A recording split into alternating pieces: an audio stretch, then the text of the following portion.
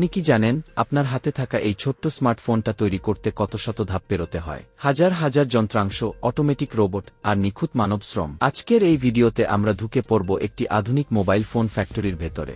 দেখব মোবাইল কিভাবে তৈরি হয় একদম শুরু থেকে শেষ পর্যন্ত। ভিডিওটি শেষ পর্যন্ত দেখলে আপনি অবাক হবেন। মোবাইল তৈরি শুরু হয় ফ্যাক্টরি থেকে নয়, শুরু হয় ডিজাইন ল্যাব থেকে। ইঞ্জিনিয়াররা প্রথমে মোবাইলের design, size, camera layout, battery capacity, chipset সবকিছু কম্পিউটারে ডিজাইন করেন। এই ডিজাইন পরীক্ষায় পাশ না করলে মোবাইল কখনোই ফ্যাক্টরিতে যায় না। একটি স্মার্টফোন তৈরি করতে লাগে প্রায় ৩০০ এর বেশি পার্টস। প্রধান যন্ত্রাংশগুলো হল processor, CPU, camera module, display, battery, motherboard, speaker ও মাইক্রোফোন। এই পার্টসগুলো বিভিন্ন দেশে আলাদা আলাদা ফ্যাক্টরিতে তৈরি হয়, তারপর সব এক জায়গায় এনে জড়ো করা হয়। মাদারবোর্ড হল মোবাইলের মস্তিষ্ক। এখানে বসানো হয় প্রসেসর, র্যাম, স্টোরেজ চিপ।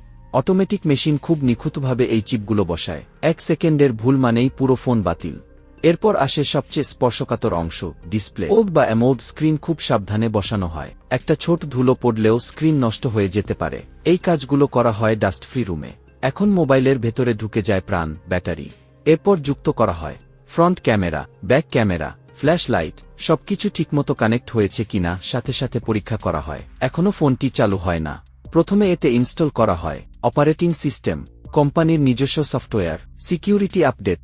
এই ধাপে ফোন প্রথমবারের মতো চালু করা হয়। এখন শুরু হয় সবচেয়ে গুরুত্বপূর্ণ অংশ, টেস্টিং। ফোন পরীক্ষা করা হয় ক্যামেরা, মাইক ও speaker, touch screen, network, battery, পানি ও ধুলো প্রতিরোধ ক্ষমতা। যে ফোন টেস্টে ফেল করে সেটি কখনোই বাজারে যায় না। সব টেস্টে পাশ করার পর ফোন চলে যায় প্যাকেজিং সেকশনে।